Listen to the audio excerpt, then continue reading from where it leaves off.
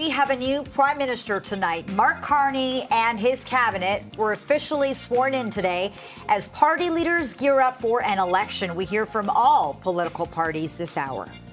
And in his first order as prime minister, Carney eliminates the highly controversial consumer carbon tax. More details coming up. Plus, after rolling out body cameras for staff, the TTC announces fare inspections will now be coming to buses beginning next week. We're chatting with TTC riders about this. And a group of cyclists has filed or failed in its bid for an injunction to stop the province from removing bike lanes in Toronto before court challenge is heard. You're watching Live at 5.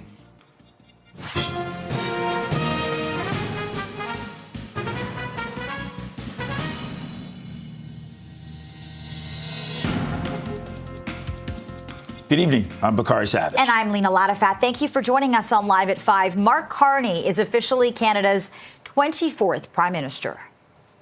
I, Mark Carney, do solemnly and sincerely promise and swear that I will truly. And the former Bank of Canada governor was sworn in at a ceremony at Rideau Hall this morning. He replaces Justin Trudeau, who announced that he was stepping down back in January. Carney is expected to call an election in the coming weeks. And Prime Minister Carney spoke to reporters in front of his cabinet shortly after today's swearing-in ceremony.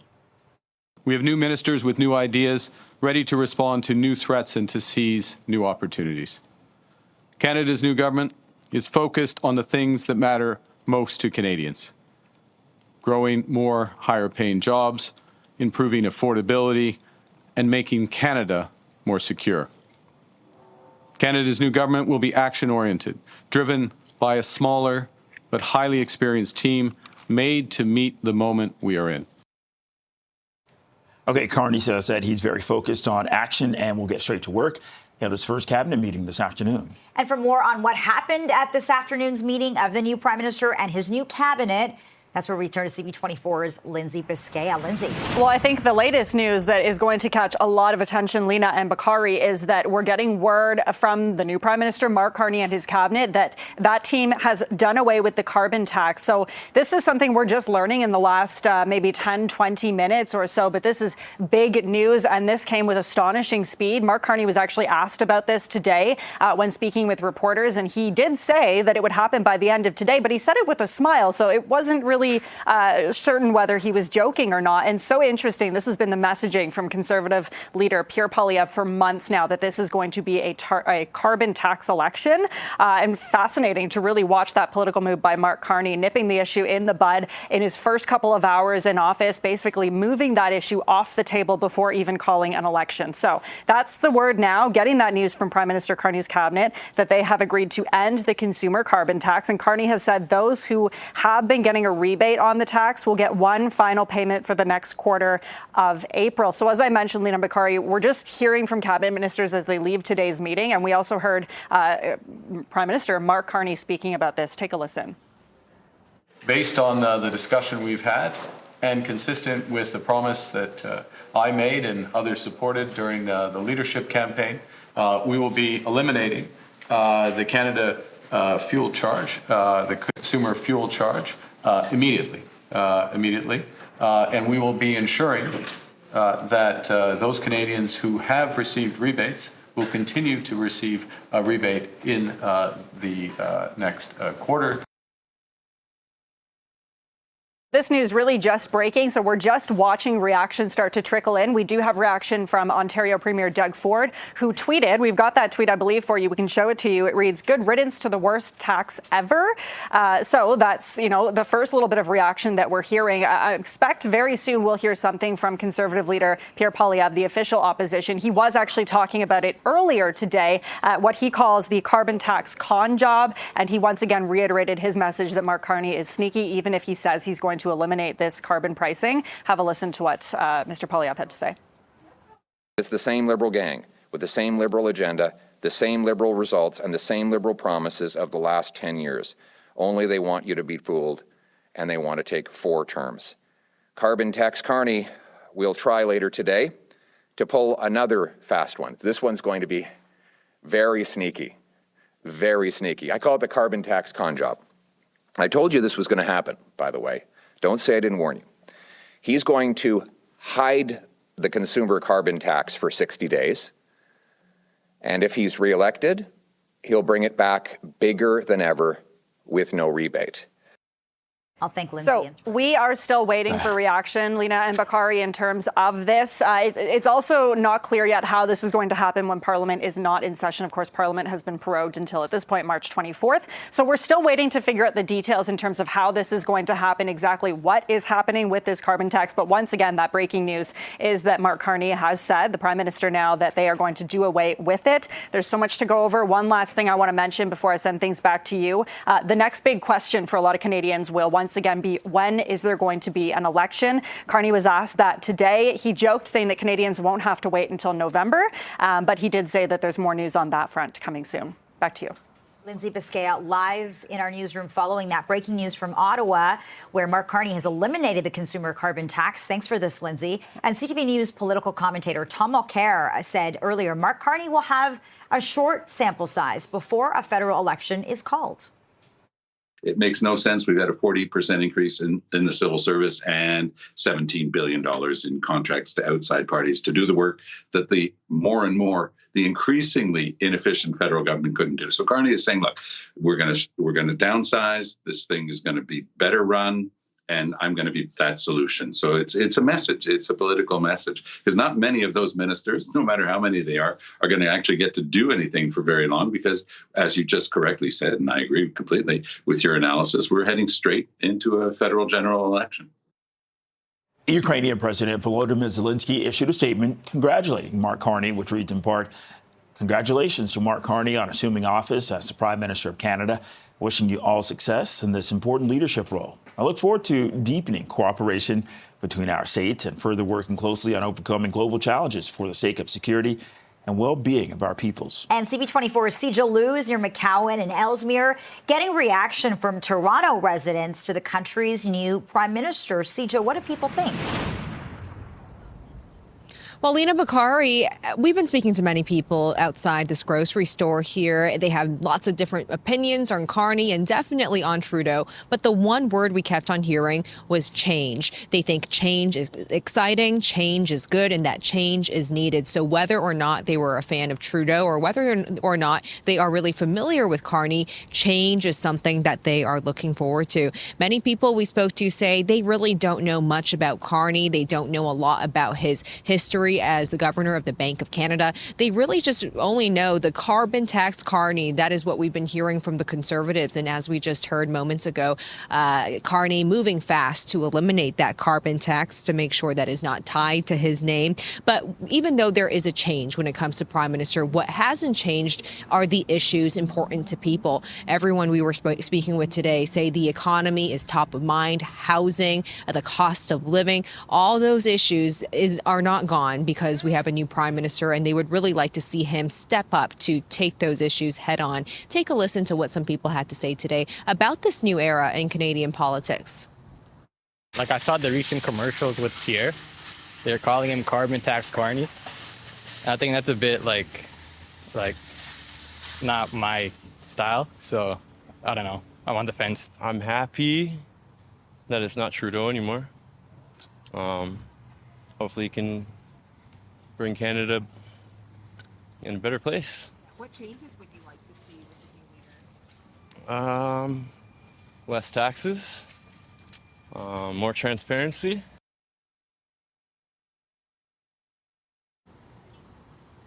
People were also saying that the tariff threat is top of mind, and the trade war, and they would want to see the new leader be tough when it comes to Trump. So, Lena, Bakari, lots of different takes here, but it does seem like Mark Carney has his work cut out for him when it comes to just making sure people know who he is and, really putting his name down as the new Prime Minister. Back to you. Interesting to hear that people are looking for change. That's not surprising. Thanks for this, Sija. It is 5:09 now, 11 degrees. This is Live at 5. And coming up, a court has denied an injunction in the challenge against the province's removal of bike lanes.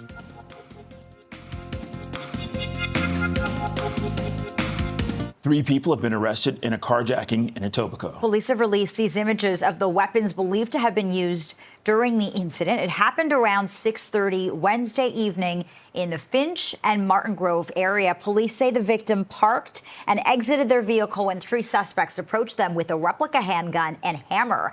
2 of the suspects then fled in the victim's vehicle. An 18-year-old, 17-year-old, and a 16-year-old are facing several charges. And Toronto police are launching a post-March break safety campaign. From Monday until Friday, officers will be out enforcing school zone safety across the city. They'll also be keeping an eye on illegal parking near schools to ensure there are no unnecessary risks to kids and pedestrians. Special attention will be given to no stopping and no parking zones, crosswalks, and school bus loading areas. And the first automated speed enforcement cameras in Vaughan are set to become active. A signage was installed at 10 locations in October stating that a municipal speed camera was coming soon. Those speed cameras are set to become active later this month in 10 community safety zones across the city. So if a vehicle goes over the posted speed limit, the system will then take a photo of the offense and license plate, and a ticket with the fine is then mailed to the registered owner within 30 days. Well, an Ontario man has pleaded guilty to stealing an iconic portrait of former British Prime Minister Winston Churchill from a hotel in the nation's capital. Yeah, Jeffrey Wood submitted his plea in an Ottawa courtroom this morning, more than 3 years after the picture known as the Roaring Lion was stolen from the Chateau Laurier. And the theft was not discovered for months because the original print was replaced with a copy. And the photo was recovered in Italy. This was back in September. It was returned to Canada. It had been purchased from a British auction house by a buyer who didn't know that it was stolen. Well, starting Monday, the TTC will be expanding fare inspectors to its bus network. And for more, let's go live to CP24, Steve Ryan, who's near Pape Station. Steve. Yeah, Bakari and Alina. So come Monday, as Alina just said, there will be extra fare inspectors that will be at a lot of the bus stations, and they are going to be asking people for proof that they have, in fact, paid for their fare. We spoke with Stuart Green earlier. We're going to play a clip from his just in a minute, but he did say that the TTC loses approximately $140 million per year, for people who aren't paying their fair share. And he went on to say that the biggest complaint that the TTC gets is from paid customers complaining that there are people on the bus that have not paid. So this is a warning from the TTC to all TTC riders that come Monday, there will be enforcement with regards to transportation on the TTC buses. Here is more from Stuart Green, who we heard from earlier on. Let's listen. The simple fact is, as most people should by now be aware, we lose about $140 million a year to fare evasion. That is a significant number. That's money that could be going to better service, to keeping fares where they are, or at least prevent them from going up in the future. So we are absolutely committed to recovering all of that lost revenue. We've been enhancing the fare enforcement on the streetcars. We've started doing things like closing the gates at subway stations so people can't walk through those no-tap gates. We've put more people out in the stations as a deterrent. The bylaw offense calls for a $200 fine if you do not pay for your fare. And lastly, the inspectors will be wearing body-worn cameras. That is a good piece of advice, a good piece of news, rather, because what it does is it protects the officer from frivolous complaints, and it protects the rider from unfair practices. So the enforcement of the bylaw has to be global, not just on a particular group, and the wearing of the body-worn cameras will, in fact, ensure that there is equal enforcement. Send it back to you guys. All right, Steve, thanks so much for this.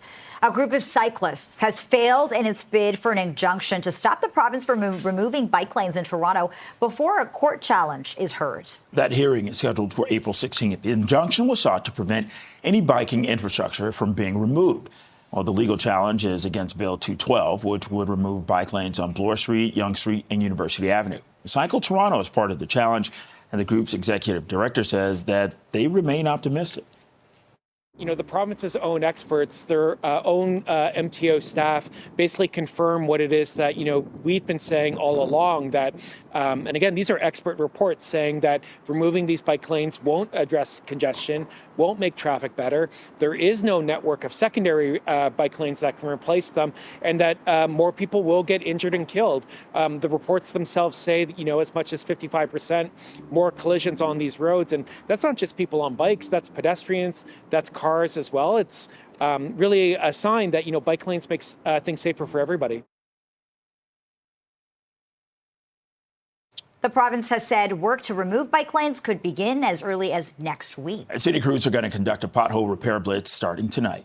Over 200 workers and dozens of teams will spread out across the city, filling potholes for 24 hours from 6:30 p.m. tonight to 6:30 p.m. tomorrow. Over 53,000 potholes have already been repaired so far this year. You can report a pothole by calling 311 or going to the City of Toronto's website. Ontario's Chief Medical Officer of Health is encouraging people to get vaccinated against the measles as the virus spreads, primarily among unvaccinated. Yeah, this has public health officials really concerned. Public Health Ontario says 195 new cases of measles were reported in the province over the past 2 weeks, for a total of 372 since an outbreak began in October. Dr. Kieran Moore says 96% of the cases are among people who are not vaccinated. Measles is vaccine preventable, and Dr. Moore is encouraging Ontarians to get their shots if they haven't already. And hundreds of high school students in Hamilton have been suspended for missing or out-of-date vaccination records. Hamilton Public Health sent letters to over 2,500 students concerning their vaccinations and began enforcing the suspensions on March 7th. Students are required to have certain vaccinations under the Immunization of School Pupils Act. Exemptions can be granted for medical reasons or religious belief. It's 5:17, 11 degrees. This is Live at 5. Coming up after the break, U.S. Secretary of State Marco Rubio spoke after the G7 ministers meeting wrapped up. We'll tell you what he and Melanie Joly had to say. That's next.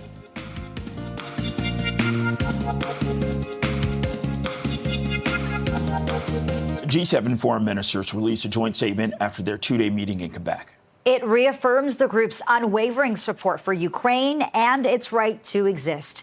It also called for the release of all hostages held in Gaza and the distribution of humanitarian aid in the Middle East. The statement also commits to increasing security in the Indo-Pacific region, building stability in Haiti and Venezuela, supporting peace in Sudan and Congo, and strengthening the sanctions working group. And U.S. Secretary of State Marco Rubio spoke on the sidelines of the summit today. Take a listen.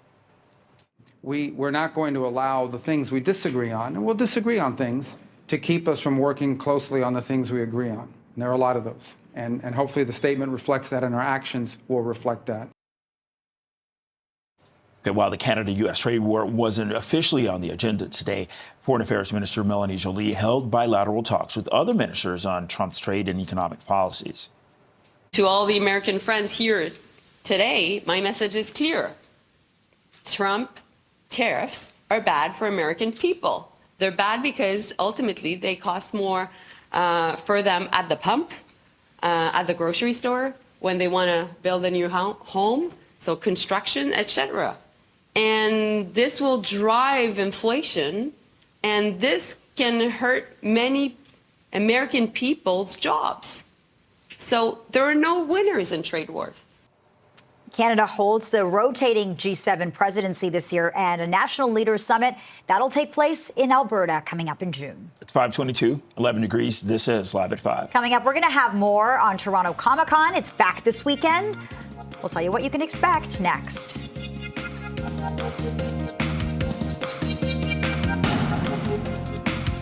Welcome back. Toronto Comic-Con is back this weekend. The celebration of sci-fi, horror, anime, and gaming, it kicked off earlier today at the Metro Toronto Convention Centre. The show offers a ton of family-friendly attractions, events, and celebrity meet and greets. The first day of the festivities got underway this morning at 10 o'clock. Everything's going to wrap up at 7 this evening.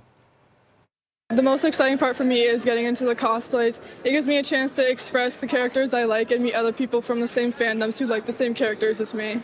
I really get to express myself, dress up how I want to, and it's like very friendly environment and stuff, and it's just an enjoyable place to be. Everyone kind of just joins together, and even if you have a niche, everyone's here. You can find someone who likes what you like, and it's community. You find a community here. So many cool looks. Well, Renesha Monica with Toronto Comic-Con dropped by CP24 breakfast this morning. Here's more from her. The cast of The Boys are going to be on site. So Anthony Starr, who plays Homelander, and a lot of the other cast members. And The Boys was filmed in Toronto. I don't know if you know that. So that's really exciting.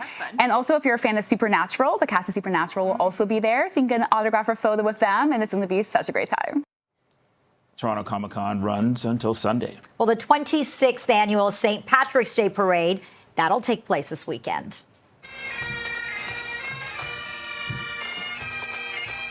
On Sunday, participants will gather at Bloor Street West and St. George Street and continue along Bloor, then south on Yonge Street to Sankofa Square. Road closures will be in effect from 9 a.m. until 3 p.m. The parade will take place rain or shine, and if you're driving in the area, expect delays. And the Raptors will be looking to continue their winning ways this evening when they visit the Utah Jazz. Toronto's coming off a 118-105 victory over Philadelphia. That was Wednesday. It was the Raptors' second straight win. R.J. Barrett, Emmanuel Quickley, they are expected to return to the lineup tonight after they didn't play in the game against the 76ers. Tip-off is set for 9:30. Oh, I love this show so much. Ted Lasso is coming back. The Ted Lasso welcome wagon has arrived. Ted! Apple TV Plus confirmed today that the hit show is going to return for a fourth season. Ted Lasso stars Jason Sudeikis as an American football coach tasked with coaching a UK soccer club. And Sudeikis is hinting that the new season will be about taking chances. And Oasis confirms a concert movie will be shot during their reunion tour, documenting their first show in 15 years.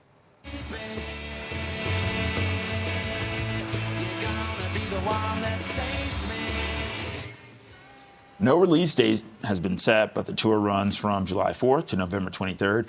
Well, the stop this summer, right here in Toronto, the movie's going to be produced by Peaky Blinders creator Stephen Knight. It is 5:27, 11 degrees. You're watching Live at 5. Mark Carney announces that he's eliminating the controversial consumer carbon tax. We're going to have more on this. Plus, we're going to tell you about Carney's new cabinet.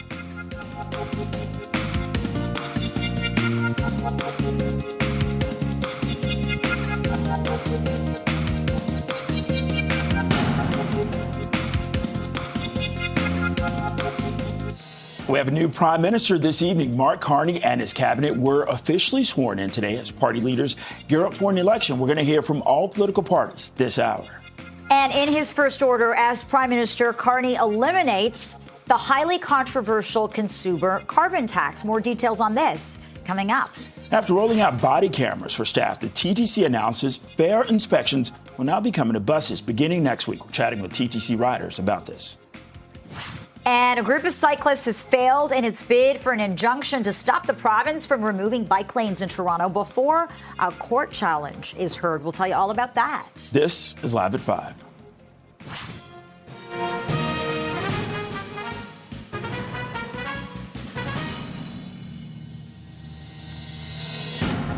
Good evening, and thank you for joining us. I'm Lena Latifat. And I'm Bakari Savage. Mark Carney is officially Canada's 24th prime minister. I, Mark Carney, do solemnly and sincerely promise and swear that I will truly and faithfully, and to the best of my skill and knowledge, execute the powers and trust reposed in me as Prime Minister.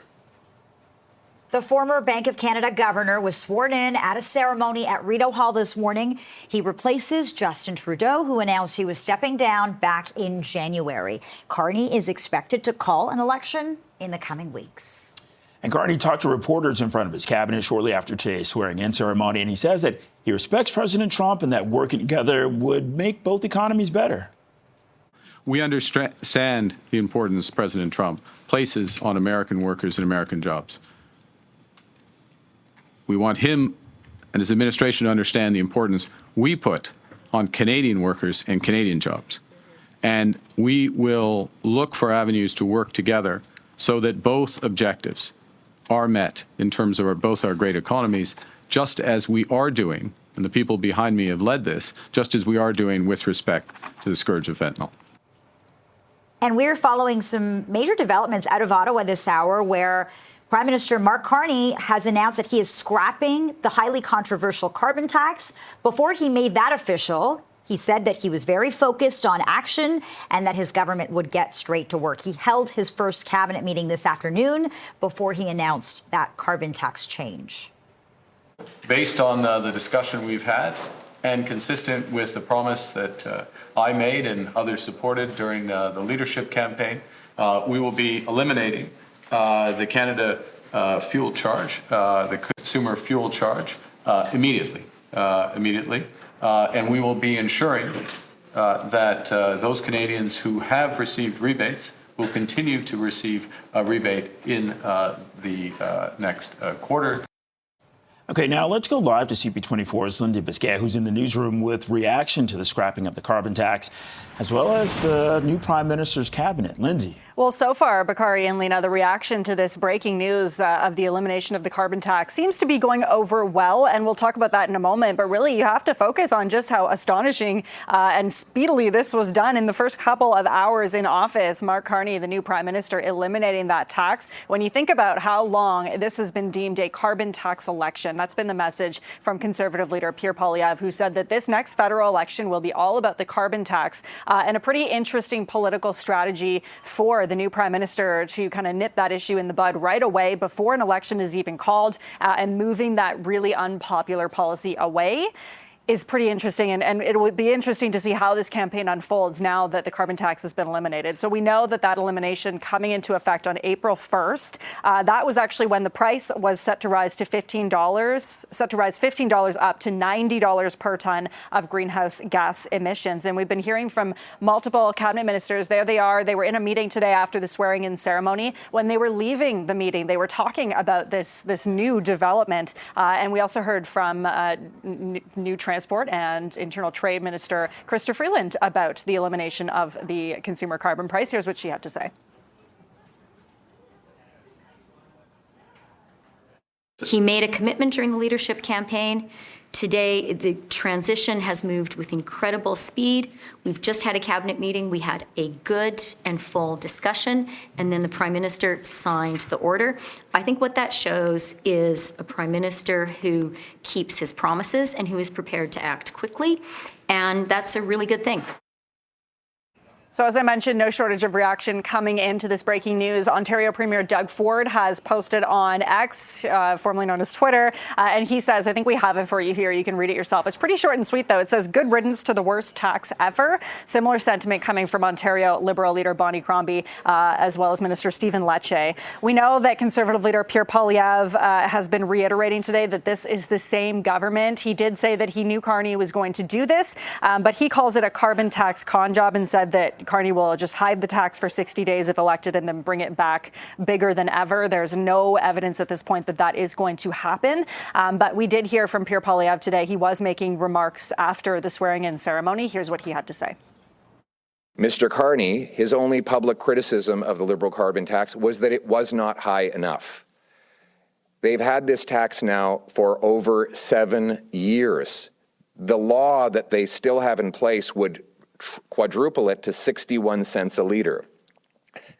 And you believe that they're not going to bring it back 2 days after the election?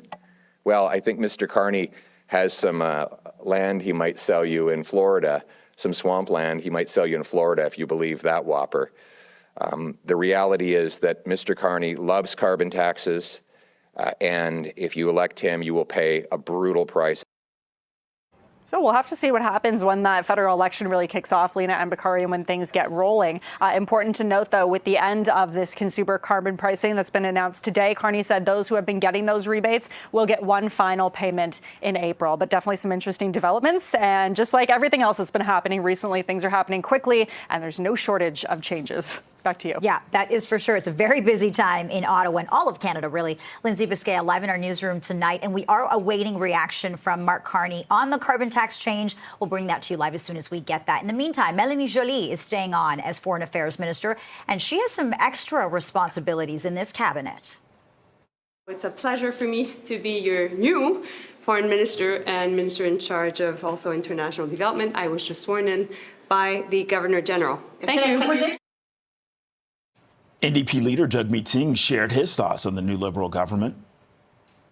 It's certainly showing Canadians that a Mark Carney government is a race to the right between Mark Carney and Pierre Poilievre, and it's a race where workers lose. It's a race where people lose. And I want to make it clear, for me, the priority always has been and always will be working people, everyday people, people that should be reflected in government. And all those voices, all those people were purposely cut out by Mark Carney. He's not building a Canada where everyone belongs. He's building a Canada where only some people will get ahead. And that's, frankly, it tracks. That's his track record. He has been someone that has made billionaires really rich at the cost of workers, and he's going to do that again. And we have reaction coming in. This is from Ukrainian President Volodymyr Zelensky reacting to Mark Carney, congratulating him. That says, congratulations to Mark Carney on assuming office as the Prime Minister of Canada. Wishing you all success in this important leadership role. He goes on to say, I look forward to deepening cooperation between our states, and further, we're working closely on overcoming global challenges for the sake of security and well-being of our peoples. And Mayor Olivia Chow says that she'll work with the new federal ministers to help fight against Donald Trump's tariffs. We look forward to working, even though it might be a very short period of time, with the different ministers as we build the city together. We are taking the Team Canada approach in this, in fighting against these senseless, harmful trade war, and as long as we stay united, we will be strong, we will be resilient, we will win. So what do people in our city think about all these changes in Ottawa? Well, our Sija Liu has been chatting with people near McCowan and Ellesmere, getting reaction to the new PM. Sija, what are you hearing tonight? Well, a lot of different reaction, but the one common theme was change. People are excited for change. They say they need change and that it is a good thing for our country. Whether or not they were a fan of Trudeau, whether they vote Liberal or Conservative, they think change is what is needed right now, especially as we're dealing with all the issues south of the border. But the many questions people had on their minds are, who is Mark Carney? What does he stand for? And how different is he from Justin Trudeau? Many people we spoke to were unfamiliar with Mark Carney's history since he is new to politics. But when it comes to the issues top of mind for folks, it is still the same. The economy, housing, cost of living, healthcare. Here's more from some of the people we spoke to today on what they feel about Carney and some of the issues that are important to them. I think it's great. I hope he can take on Trump. Yeah, I think he will. Obviously, the cost and rises of everything in terms of grocery store housing has gone up. I don't know how much the new prime minister will be able to implement, but cost of everything it's unaffordable living here now, right? So I don't know. It's hard to say, but we'll see where it goes, right? So Bella, I've been only in Canada for 3 years, but I'm very positive about the change. But I would really want if Mark Carney looks into housing. And one more thing is that they do offer incentives for youth in education if they offer something in loans. Because I'm going to be in healthcare soon, so if they provide special funding for the students, so that I would really hope if he provides something with it. And in his speech today, Carney said he's going to be action-oriented. He's going to get straight to work. And based on what we've been hearing from people, he will really need to act quickly if there is an election coming shortly, because people want to know who is Mark Carney and what action is he going to take. Back to you. All right, CP24, Sija Liu, thanks a lot. It's 5:40, 11 degrees. This is Live at 5. Well, beginning Monday, the TTC will be expanding fare inspectors to its bus network. That means passengers must have valid proof of payment ready to show at any time during their journey. We're getting reaction to that on the other side of this break. Well, starting Monday, the TTC will be expanding fare inspectors to its bus network. For more on this and what this means for riders and for the TTC, let's go live to CP24's Steve Ryan. He's gathering reaction near Broadview Station tonight. Steve. Yeah, Lena, starting Monday, as we've been reporting, buses will be on the list of places where the TTC inspectors will check riders for proof of payment. They're already doing it on the streetcars and on the subway, and now they're adding buses to this as well. Now, joining me to discuss this is August, who is an advocate for TTC riders throughout the city. Thanks for your time. I take it you're not happy with this announcement. No. So we've known from past TTC reports, their own reports have shown that fair enforcement has disproportionately targeted riders who are Black, riders who are Indigenous. And we know that fair enforcement disproportionately harms riders who are lower income, those who are racialized. And by rolling out fair enforcement onto buses across that city, that's going to impact lots and lots of people, especially students and youth who depend on the TTC the most to get to school, get to their part-time jobs out in other parts of Toronto and even down here in downtown. Students and youth cannot afford to spend $425 on a ticket if they are, approached by fair enforcement. So it's simply unacceptable. A lot of these students come from lower income families. Where's the money coming from? How are they paying $400 for a ticket? But to avoid a ticket, you pay your TTC fare. What do you say to that? Well, the reality is the TTC is a very expensive system. The monthly pass for TTC is one of the most expensive in all of Canada. The TTC itself is quite underfunded as well. We want to see go after the real fare evaders here, the provincial and the federal government, who have not pitched in their fair share towards operating the TTC. So are you suggesting then that people should be allowed to ride a TTC for free? I'm just trying to understand. Transit riders across the city struggle to pay for transit. $156 for a monthly pass, that's way too high. That's higher than most other cities in Canada. Okay, but are you suggesting that people should ride for free if you don't want to see enforcement? Well, we know that fair enforcement has disproportionately in the past and now harmed riders who are lower income, riders who are racialized, and the rollout into buses across the city. That's going to harm a lot of people living in racialized suburbs, especially youth and students. You have to ask yourself, can students and youth afford to pay a $400 ticket? That ticket is way too high. They cannot afford to pay that if they're not for just over a TTC ticket. It's simply too high. Now, as far as the fare inspectors wearing body-worn cameras, does that alleviate concerns about a certain group being picked on? Won't those cameras show the interactions between the fare inspector and the rider on the TTC? Well, we want to ensure that the TTC is well funded. We want to see funding go towards more reliable and a frequent service. That's what riders really want to see, not necessarily more and more fair enforcement that doesn't necessarily even pay for itself. Okay, so people want to see a more affordable, reliable, and well-serviced transit system. We want to see the province and the federal government pitch in their fair share towards operating the TTC. And riders just want a more reliable and safe and affordable TTC. Very quickly, I'm being told to wrap here, but the TTC lose $140 million per year from the lack of payments. Do you think that money, if people were to pay for their TTC rides, would go towards improving the TTC itself? Again, the TTC is one of the least subsidized transit agencies in all of North America on a per-rider basis. So the real issue is that the TTC has been underfunded for decades. And the province and the federal government, they really need to step up and fund the operation of the TTC, not on the backs of lower-income riders, not on the backs of youth, not on the backs of students who can't even afford to pay the TTC, much less a $400 ticket. Okay, I appreciate your time. Thank you. Guys, I'll send it back to you. All right, Steve, thank you for that conversation. And staying on the roads, a group of cyclists has failed in its bid for an injunction to stop the province from removing bike lanes in Toronto before a court challenge is heard. That hearing is scheduled for April 16th. The injunction was sought to prevent any biking infrastructure from being removed at that time. Well, the legal challenge is against Bill 212, which would remove bike lanes on Bloor Street, Yonge, and University. Cycle Toronto is part of the challenge, and the group's executive director says that they're optimistic. We don't think there's removal of these bikeways will start anytime soon, even without the injunction. These are fairly complicated engineering projects. And, what we saw in the documents that released on Monday, the chatter among MTO staff was, even starting this work in April 2026. If this were a conventional roadwork project with the city, even if they had detailed designs, all the engineering work was done, they wouldn't start work until May or even June. So again, we're not taking anything for granted, but I think staying focused on the charter challenge itself is really our priority on this. Now, the province has said work to remove bike lanes that could begin next week. It's 5:48, 11 degrees. This is Live at 5. It is that time of year the city will conduct its first pothole blitz of the season tonight. Stay with us for more.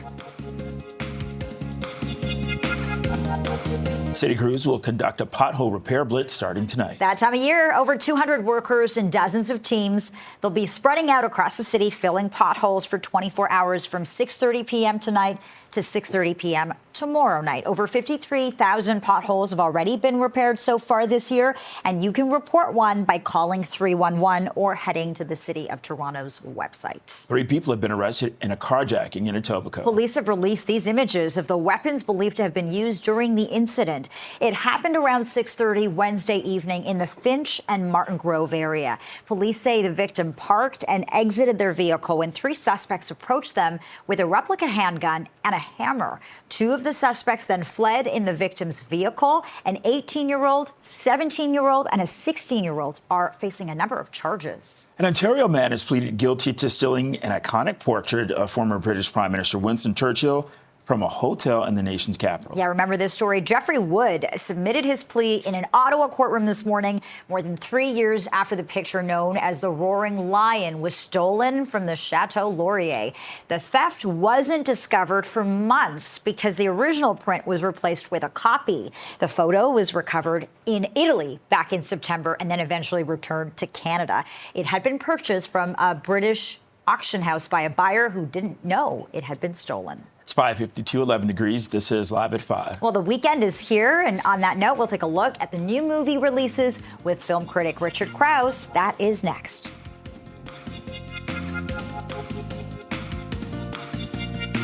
Welcome back. The weekend is here, and it looks like it might be raining all weekend, so maybe that makes it a really good time to catch a movie. Okay, and with that, let's take a look at some of the new films hitting screens with film critic Richard Krause. Richard, good evening. Thanks for joining us. Let's start with this. Black Bag.